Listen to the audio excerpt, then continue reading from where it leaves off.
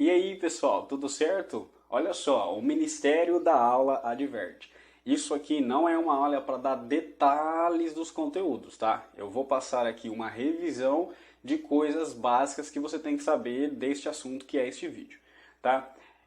Um direcionamento para quem não é meu aluno, tá? E está assistindo esse vídeo de algum lugar. O que eu faço aqui é pegar as habilidades específicas que você tem que saber sobre aquele assunto e eu vou dando direcionamentos, né, para você lembrar se você sabe ou não sabe. Então, assim, é muito mais uma aula de direcionamento de habilidades sobre o assunto do que de fato uma aula falando do conteúdo. Então, claro, vou falar do conteúdo, mas é muito mais sobre as habilidades que você tem que ter com relação a este conteúdo. Beleza? Ah, outra coisa também, eu dou aula para alunos de ensino Fundamental 2, né? Na verdade, Fundamental Anos Finais, que mudou o nome agora, né? Fundamental Anos Finais e Ensino Médio. Então não é, tá, um nível acadêmico de discussão que eu estou querendo trazer aqui, tá bom? Agora, sem mais delongas, bora pro vídeo. Até já!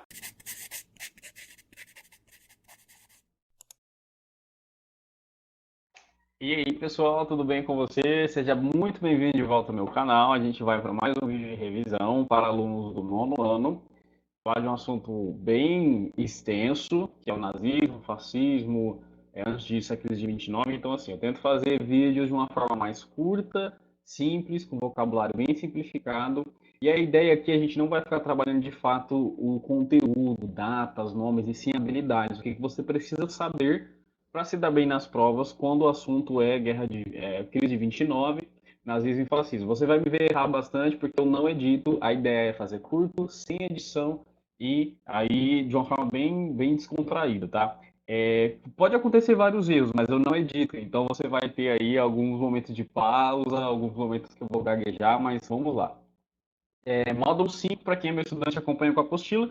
Para quem não é meu estudante, não acompanha com a apostila, é só procurar aqui em algum lugar na internet, você vai encontrar esse conteúdo. A gente vai falar sobre a crise de 29, tá?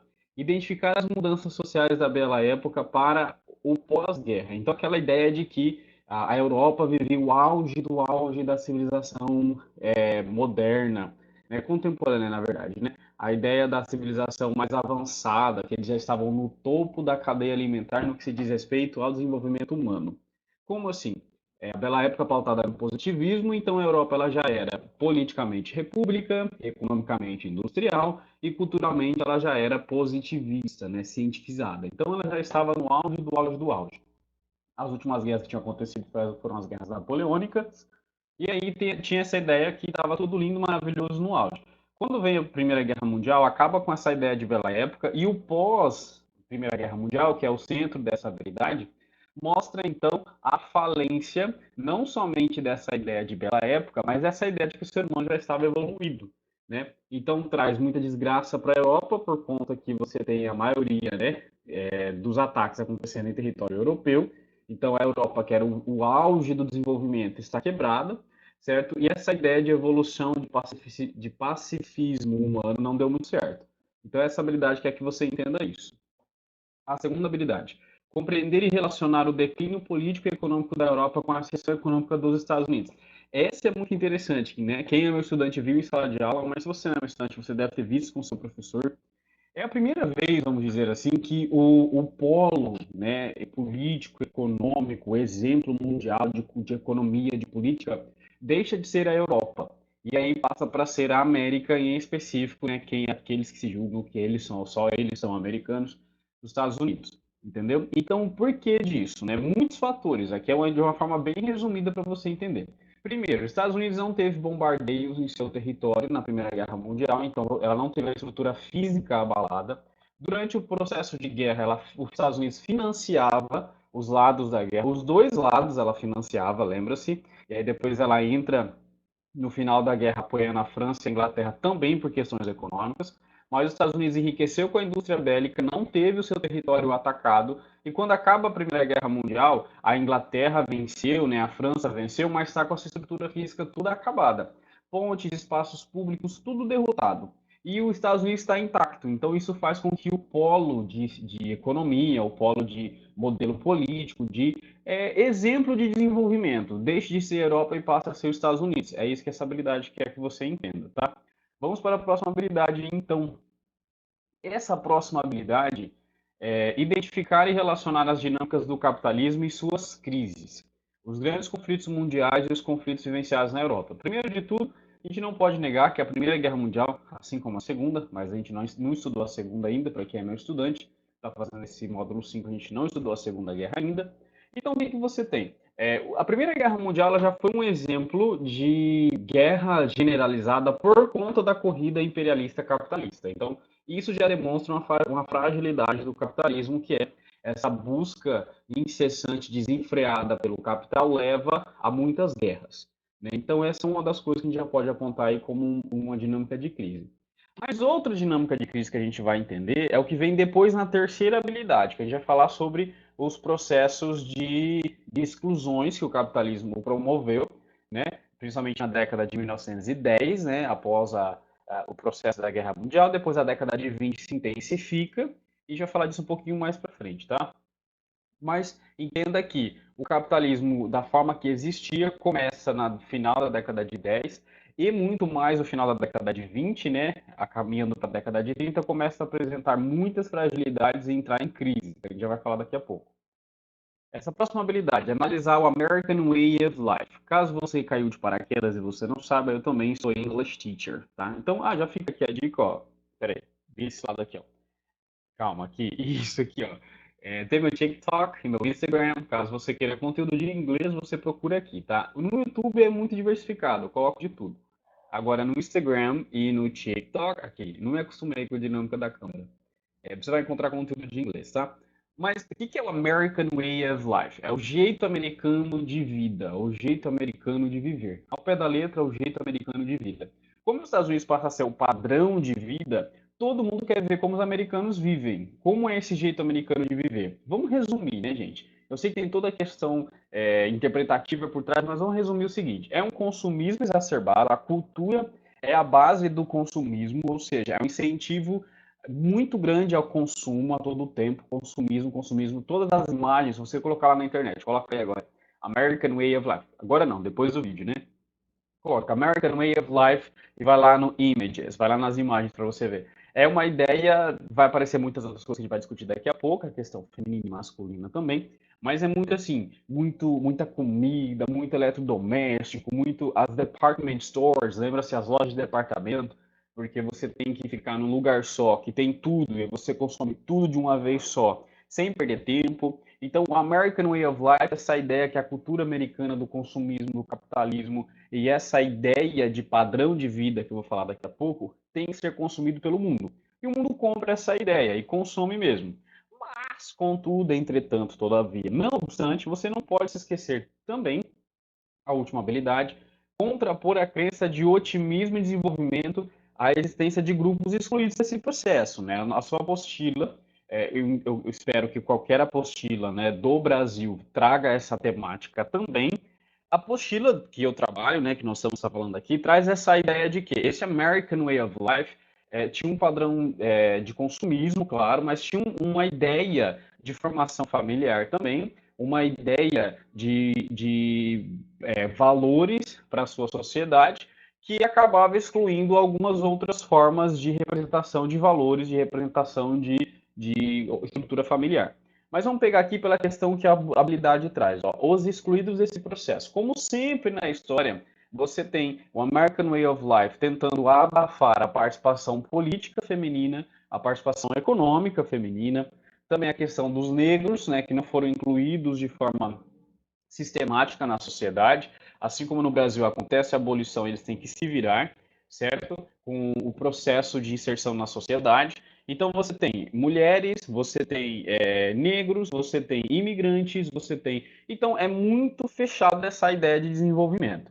A gente analisou em sala de aula, por exemplo, uma imagem que mostra o quê? O padrão de desenvolvimento seria o homem vai trabalhar, a mulher fica em casa, o homem muitas vezes representado com seu terno e gravata, que representa a ideia de bem-sucedido, de trabalhador bem-sucedido, e a mulher sempre em casa, muito bem montada, né, muito bem maquiada, cuidando da casa, cuidando dos filhos. E a ideia que a gente quer lançar aqui não é que isso seja errado, porque é a forma que as pessoas vivem também.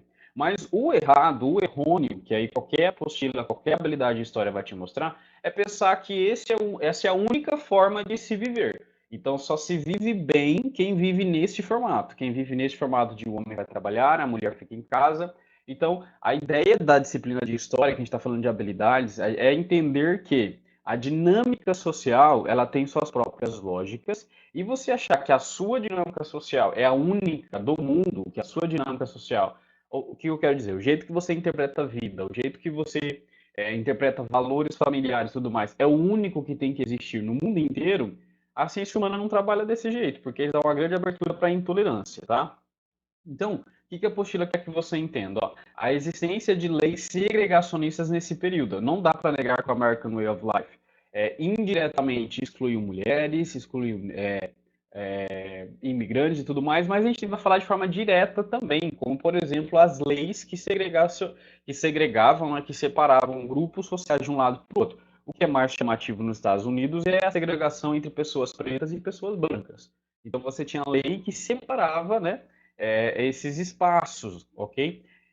Outro ponto que a gente tem que trabalhar aqui também, nós temos que lembrar, é que procura nessas imagens de American Way of Life que você vai encontrar, por exemplo, a ideia de formação familiar, que é própria da época, né? Mas também a gente vai encontrar a ausência, a gente vai falar das ausências, a gente não vai falar só do que está lá, mas das ausências.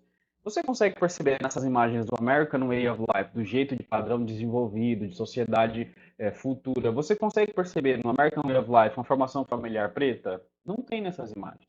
Uma formação familiar, por exemplo, que tem outros padrões de formação familiar, outros padrões que eu estou falando aqui é o padrão não heteroafetivo, por exemplo.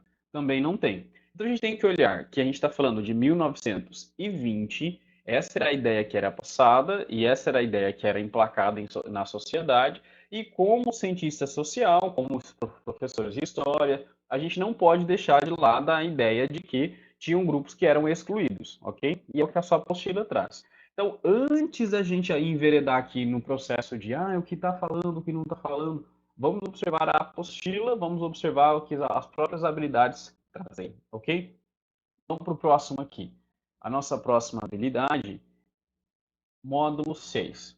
Agora a gente vai falar já do processo de crise de 1929. Esse American Way of Life, essa ideia de evolução, ele cai por terra com a crise de 1929. Lembrando que a ideia aqui é uma revisão para alunos de ensino fundamental anos finais, então tem muitos termos econômicos que eu não vou ficar me aprofundando muito, porque senão mais confunde do que explica. Mas a gente vai falar sobre economia mundial na década de 20 para 30 e especificamente como que a queda da Bolsa de Valores de Nova York representou a queda do poderio econômico dos Estados Unidos e também demonstrou a fragilidade do capitalismo, tá? Vamos lá. Compreender os fatores que contribuíram para a crise de 1929. Fatores são vários, né? A gente vai entender, por exemplo, o consumo descontrolado. Então, você tem uma tabela lá na apostila, para quem acompanhou com a apostila, que segue um fluxo assim do controle errei aqui, me perdi, mas não vou editar. Tem um fluxo, por exemplo, de que produziu-se muito, mas o consumo começa a ficar em baixa, né? Porque você acaba gerando uma série de crises relacionadas à falta de empregos também, porque todo mundo começa a migrar para os Estados Unidos, querendo empregos, querendo locais, então começa a faltar emprego, que diminui o poder de consumo, mas essa ideia de produzir cada vez mais produtos, né, produzir produtos, acaba levando a muito produto sendo ofertado e poucas pessoas procurando. Outra ideia muito importante que a gente tem que pensar também é a questão imobiliária, né? Muitos imigrantes vão para os Estados Unidos, mas não somente imigrantes, pessoas dos Estados Unidos também já natos ali dos Estados Unidos procuram por financiamento imobiliário, não tem de fato um controle sobre o crédito, né? Quem tem vai ter crédito, quem não vai ter crédito. Não tinha regulação, mas não era tanto como a gente conhece hoje, né? Essa questão de checar se tem condições financeiras realmente para pagar, se tem estabilidade econômica para fazer isso. Então, era uma ideia de financiamentos de forma pouco controlada. Então, você tem muitas pessoas financiaram, né, imóveis, mas não conseguiram retornar esse dinheiro para os bancos de forma de pagamento desse financiamento. Então, acaba virando uma ideia em cadeia, certo? Então você tem as falências vão acontecendo, os bancos vão falindo, que acaba demitindo pessoas, que também perde poder de compra, que não compram no mercadinho, o mercadinho fale também. Então, assim, isso foi tudo bem explicado e esmiuçado durante a aula. Então, aqui começa só um resumo. Entenda que virou uma falências em cadeia, certo? O que levou ao desinteresse das pessoas na economia norte-americana. Então, você tem a queda dos investidores, dos investimentos na Bolsa de Valores. Isso representa a queda do capitalismo estadunidense e, consequentemente, uma crise global da economia, tá? Que fala aí na habilidade segunda, tá? Agora a gente vai falar da próxima habilidade. Refletir e entender os impactos econômicos e sociais da crise de 1929. Impactos econômicos, como eu falei, você tem o desaceleramento da indústria norte-americana, você tem a crise do capitalismo norte-americano, consequentemente, isso vai levar a questões sociais como pessoas mais pobres sem emprego, endividadas, passando fome, pessoas que são pessoas ricas, mas têm as suas empresas entrando em falência, fechando. Então, você tem basicamente impactos generalizados, econômicos e sociais nos Estados Unidos inteiro. Mas isso não se restringe somente aos Estados Unidos. Vou passar para a terceira habilidade, depois eu volto para a segunda. Esses efeitos, eles foram efeitos mundiais. Até mesmo porque depois da Primeira Guerra Mundial, os Estados Unidos eram um grande financiador da reconstrução do mundo, basicamente, principalmente da Europa. A Alemanha, como fala na terceira habilidade, a Alemanha era muito financiada pelos Estados Unidos com o plano Dawes, lembra-se? Esse plano foi revogado por falta de recursos financeiros, então isso vai agravar a crise na Alemanha também, que a gente vai ver depois quando a gente falar do fascismo. O Brasil, por exemplo, crise de 29, você vai ter que associar com a República Brasileira, a República do Café com Leite, o final da República do Café com Leite, a crise, a cafeeira, que leva à crise política, né, do café com leite, que acaba levando ao poder o Vargas. Lembra-se que você, se você é meu aluno, você já estudou isso. Então, essa crise não se restringe só aos Estados Unidos, ela acaba indo para o mundo inteiro. E aí vamos para a habilidade 2. Entender o papel do Estado, do governo, neste contexto. O que fica entendido, então, de uma forma bem simples e bem grosseira? O capitalismo, do jeito que estava, sem intervenção do Estado, sem o controle estatal sobre alguns setores, ele deu exemplos clássicos, né, nítidos ali, que deu ruim, que deu problemas. Um problema foi a Primeira Guerra Mundial, mas, enfim, vou ser meio enfático aqui, mas morreu muita gente, foi uma desgraça para a humanidade, mas para a economia, de certa forma, para os que venceram, estava indo bem, para os Estados Unidos principalmente, para a Inglaterra, né, para a França, meio ruinzinho, mas ainda estava indo. Então, basicamente, a quantidade de mortes e tudo mais é vista como uma coisa ruim, desculpem, é visto como uma coisa ruim, mas o que deixou de fato mesmo entendido foi a crise de 29, que as pessoas basicamente falaram, opa, essa história aqui deu ruim. O que deu ruim esse aqui? O capitalismo. Mas não foi de fato o capitalismo em si que mudou, entendeu? Então, a gente vai passar agora que a gente vai chamar de neoliberalismo, que basicamente é o liberalismo que se modifica. O capitalismo mantém-se nas suas bases do jeito que é, né? O acúmulo de capital, tarará, tudo isso que a gente já sabe, mas a gente vai entender aí essa ligação do capitalismo com o liberalismo. Então, o capitalismo ele continua liberal, mas de um jeito novo, neoliberal. Está entendendo a ótica? Então, entende-se que precisa da intervenção do Estado, precisa da intervenção do governo para manter alguns setores rodando bem para que o capitalismo se sustente. Então, para falar disso, a gente vai ter que observar essa ideia de New Deal, que é o novo acordo, que alguns traduzem como novo ideal. Mas se fosse ideal seria a idea. Mas o New Deal é o novo acordo. Que acordo? O acordo entre as empresas, o acordo entre o capitalismo, a burguesia e o Estado. Então entende-se que o Estado tem que intervir de alguma forma. Qual é a base teórica que a gente vai trazer para isso então? Deixa eu ver se eu consigo analisar aqui.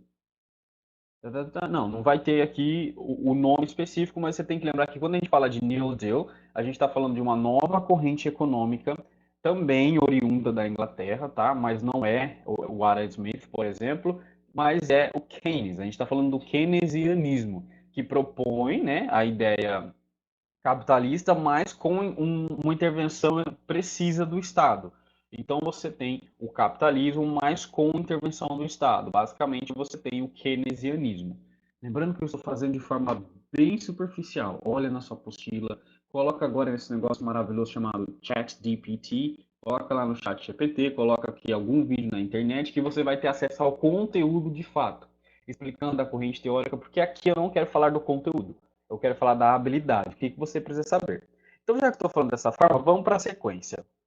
Acaba a guerra, Estados Unidos vira exemplo de economia. Esse exemplo de economia atraiu muitos investidores, atraiu muitas pessoas para morar nos Estados Unidos, mas por conta de excesso de pessoas nos Estados Unidos, muitas vezes financiamentos feitos de forma sem regulação do Estado e tudo mais, enfim, levou à crise de 29, a bolsa caiu, o mundo inteiro caiu com os Estados Unidos. Então entendeu-se que precisa da intervenção do Estado de alguma forma para manter a roda capitalista girando. Então você tem essa nova proposta que é o New Deal, em que você vai ter o capitalismo ainda funcionando, mas com a intervenção do Estado. Essa intervenção do Estado está baseada no que? No keynesianismo, ok? Era essa a ideia que eu queria que você entendesse. A apostila ainda dá uma pitadinha para você entender, que é na penúltima habilidade, que é entender os motivos de a União Soviética não ter sido atingida pela crise. Ora, como diz o meu sobrinho, é OVNI. É OVNI quer dizer o quê? É óbvio a ideia aqui. Caso não seja óbvio para você, vamos falar dessa obviedade, né? Falei certo? Obviedade. Enfim, vamos falar do porquê que é óbvio. Você tem a União Soviética já passou pelo processo de revolução, né? Ou golpe, enfim, como você queira falar, que instalou o socialismo. Então a União Soviética não dependia da economia norte-americana neste momento, entendeu? Então ela sai basicamente ilesa deste rolê, ok? Beleza, agora vamos para a próxima, que é o módulo 7. Muito bem. O módulo 7 nós temos o seguinte: para quem não estuda com a apostila, ou para quem está com a apostila e está meio perdido, o módulo 5 é falar a diferença entre Europa e Estados Unidos após a guerra, Estados Unidos muito bem, Europa capengando das pernas, dependendo dos Estados Unidos. O módulo 6 para falar como que os Estados Unidos ele sai como um exemplo de economia, mas logo também cai das pernas com a crise de 29. E agora o módulo 7, de forma geral, tanto Europa quanto América, é falar como que este contexto levou à ascensão de governos totalitários. Totalitários, de forma direta para você entender, ditatorial, censurador e assim por diante. Então vamos lá. Compreender as consequências políticas do Tratado de Versalhes. Por que falar do Tratado de Versalhes? Porque o Tratado de Versalhes é o tratado em que você vai ter a Alemanha sendo punida pela guerra. Então, quando você fala de totalitarismo no contexto entre Primeira e Segunda Guerra Mundial, você vai ter que falar da Alemanha, porque nós vamos falar de nazismo. Mas não somente o nazismo, tá? A gente vai falar de outros também que estão nesse mesmo contexto, como, por exemplo, o nazismo, que a gente já vai discutir um pouquinho mais para frente sobre é de direita ou é de esquerda. Já discute um pouquinho mais para frente. Mas você tem o nazismo, que tem essa incógnita, né, sobre se é de direita ou de esquerda, que eu já discuto. Mas você tem, ao mesmo tempo, o fascismo italiano, que é de direita, mas você tem, ao mesmo tempo, o stalinismo da União Soviética, que é de esquerda. Você tem o varguismo no Brasil, você está entendendo? Então, assim, basicamente foi uma onda de extremismo mundial. E fica bem claro para você, que eu sempre falo na sala de aula, isso independe se era da direita ou se era da esquerda. Era uma onda política, basicamente, de derrota das democracias. Então, lembra que o professor fala na sala de aula, postura totalitária, postura ditatorial, ela independe se é da direita ou se é da esquerda. As duas já tiveram exemplos claros na história de que instalam movimentos ditatoriais. Então, tira essa ideia de que a censura, a ditadura é coisa da direita, ou a censura, a ditadura é coisa da esquerda. Os dois lados têm experiências muito vastas das duas coisas. Mas vamos lá. Descrever e contextualizar os processos de emergência. Emergência não é de socorro, não, tá? É de emergir, de aparecimento do fascismo e do nazismo. Fascismo, Itália. Nazismo, Alemanha. E consolidação dos estados totalitários. Totalitários quer dizer o quê? Ditatoriais. E práticas de extermínio, especificamente o nazismo com o extermínio dos judeus no Holocausto. Tá? Então vamos analisar essas coisas. Eu vou partir para a segunda parte aqui. Relacionar a crise econômica com a ascensão dos regimes autoritários. Bom, a crise econômica, embora a União Soviética não tenha sido diretamente atingida pela crise de 29, após a Revolução Russa, que instala o socialismo, entende-se lá, então, que a única forma de manter o ideal econômico russo, que era o ideal socialista, era por meio de uma ditadura socialista, por meio de um Estado totalitário socialista, com Stalin, entendeu? Mas, ao mesmo tempo, a ditadura nesse período não é somente coisa da esquerda, né? Não é somente coisa do socialismo. O lado da direita também se articulou nesse movimento. Dá-se, então, o exemplo da Itália. A Itália né, um país alemão, ou desculpa, um país europeu. A Itália ainda é um país europeu, tá? Até onde eu sei, ninguém mudou a Itália de lugar. Mas, na Europa, Itália galgando poder calma, me perdi. Vamos lá, voltar. A Itália, passando por um processo pós-Primeira Guerra Mundial, ela não consegue os retornos que ela achou que teria na Primeira Guerra Mundial, com as promessas feitas pela Inglaterra e pela França, lembra-se? Enfim, está num momento conturbado de decisão política. Fazendo a história longa mais curta, nesse processo de virar uma república italiana, está naquela história. Vai ser de esquerda, vai ser de direita, vai ser socialista, vai ser capitalista.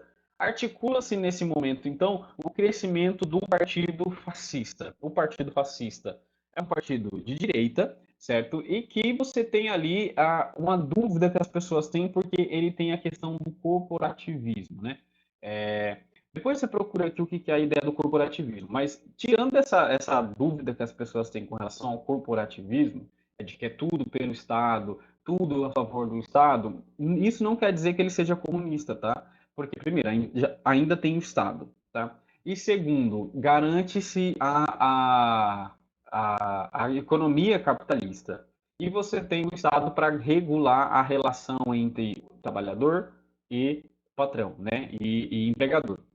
Então, ainda está dentro de uma ótica capitalista e existe o corporativismo. Mas, tirando isso de lado, você tem o surgimento do fascismo como uma postura totalitária na Itália ligada à direita. E aí a gente vai ter que, basicamente, explicar muito rapidamente o que é o fascismo, para então a gente começar a discutir as diferenças entre o fascismo e o nazismo.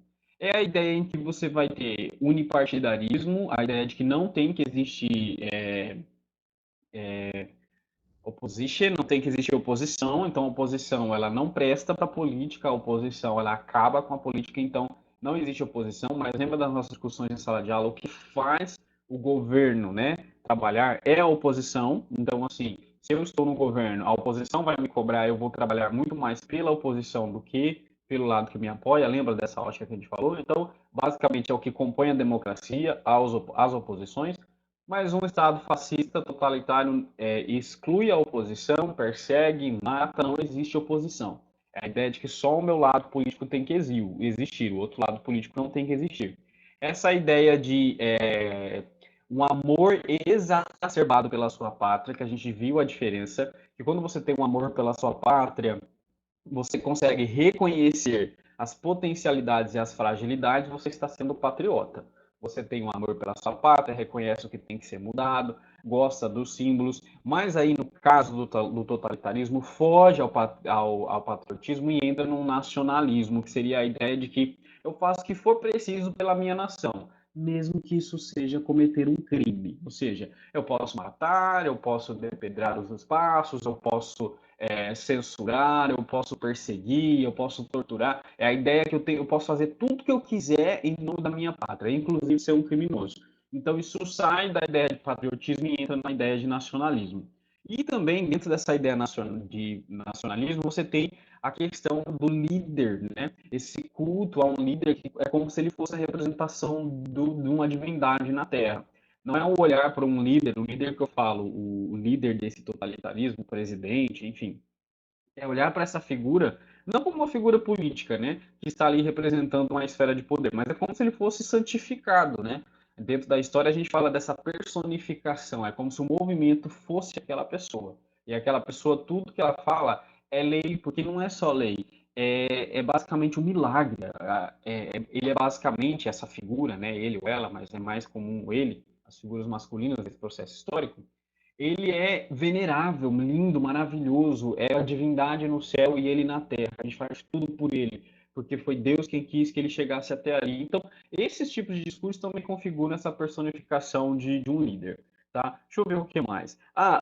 Bastante militarismo, é um militarismo exacerbado. Para quem está com dúvida, gente, procura aí, folheia a apostila, que você vai encontrar alguma página que tem essas características. Se você está aí meio, o que esse cara está falando aí? Então não fica aqui com a minha explicação, coloca em qualquer lugar, coloca na internet, tá? No Google, no chat GPT, coloca assim, características do totalitarismo, características do fascismo. São essas características que eu acabei de falar. Mas aí, partindo para cá, fazendo a diferença do nazismo para o fascismo, por exemplo, o nazismo é uma incógnita porque ele começa, a ideia de formação nazista é uma ideia socialista, uma ideia de esquerda, tá? Tanto é que você for procurar pela nomenclatura, o nazismo é o nacional-socialismo, então vamos dizer que a semente do nazismo, a ideia inicial do nazismo, é uma ideia de esquerda socialista. Só que ela é muito louca porque o Hitler, basicamente, ele cria uma nova visão sobre o que é o socialismo, tá? Meio arriscado o que eu estou fazendo aqui, né? Fazendo esse resumão, encurtando as coisas, vai dar mais de 40 minutos esse vídeo. Mas é só para você entender de que usa a ideia de que o nazismo ele é socialismo, mas as características que Hitler defende fogem do que é o socialismo, entende? Mas vamos falar de alto, né, de se intitular, como Hitler falou, é do partido, né? O nazismo é nacional socialismo, então entende-se que o nazismo é socialista. Mas as características defendidas fogem basicamente de todas as explicações do que é o socialismo. Tanto é que preza a divisão de classes, e isso não se encaixa com o socialismo. Você tem a ideia também de que você tem um teor religioso muito grande na parte metade desse processo histórico, né? Depois do Mein Kampf e tudo mais, você tem um teor religioso muito grande nesse negócio, que também a gente não consegue encaixar muito dentro da ideia do socialismo. Então, basicamente, ele cria um socialismo ao seu molde, que é muito mais aceito pela direita alemã. O que eu quero dizer? A semente, o início é de esquerda, é socialista, mas a adesão pôr em prática foi a direita quem fez. Oi, filha, você que abriu a porta? Tudo bem? Papai tá gravando o vídeo. You're good?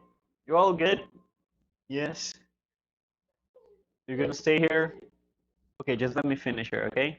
So yeah, that's my daughter right here. Ok, minha filha aqui.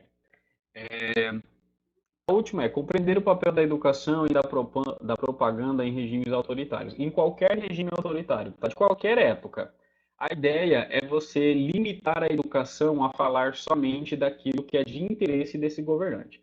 Ou seja, vamos supor, eu, Adriano, sou presidente do Brasil, um exemplo, tá? Sou presidente do Brasil e eu sou autoritário, ou eu quero instalar um autoritarismo. Eu vou impedir todo e qualquer assunto que vá contra aquilo que eu acredito. Por quê? Porque é meu interesse manter a mentalidade que eu penso, manter a mentalidade que eu quero, porque a escola está formando os próximos pensadores, os próximos trabalhadores e assim por diante. Mas isso aí não é legal, professor? Então, assim, se eu votei naquela pessoa, votei em você que é o presidente, você quer passar os seus valores, você coloca na escola, isso não é legal? Depende, até certo ponto porque você vai tentar manter um ideal para o seu país. Mas quando a gente está falando de regimes autoritários, é passar a ideia de que só aquela visão é a visão correta de interpretar a vida. Por exemplo, vamos supor que esse exemplo que eu estou dando, eu sou o presidente, eu tenho a minha visão religiosa, eu tenho a minha visão política, eu tenho a minha visão econômica, e eu vou então colocar aqui na escola somente essa visão política, essa visão econômica, essa visão de valores que vai ser passado na escola. Tudo que desvia disso não pode, entendeu? Então, o que que acontece? Você está deixando de ter uma educação crítica para ter uma educação doutrinadora, tá entendendo? Então, esse é o grande rolê dos autoritarismos. É você colocar, por exemplo, na apostila, no exemplo que eu estou dando, vai aparecer a minha cara lá, o professor Adriano na apostila, e você não vai fazer uma análise crítica do meu perfil político. Você vai aprender a me amar, entendeu? Você vai aprender a como me venerar como um deus, a como me venerar, não como uma figura política de uma esfera de poder, mas como um líder. Um líder, estou selecionando muito bem as palavras, né? Mas você vai ter basicamente como um santo para quem é dentro da mitologia cristã, né? Ou um deus, né? Para quem é dentro do politeísmo. Então, não é uma educação que te traz criticidade sobre a forma de governo, mas sim um amor cego a uma figura. o amor cego a um regime que você não questiona, entendeu? Então, assim, é uma educação pouco questionadora, é uma educação doutrinária, ou seja, não te traz pontos a serem analisados, te traz um ponto a ser seguido e venerado, tá bem? Difícil esse assunto, né? Bom, eu espero que você tenha gostado, tá? Até mais.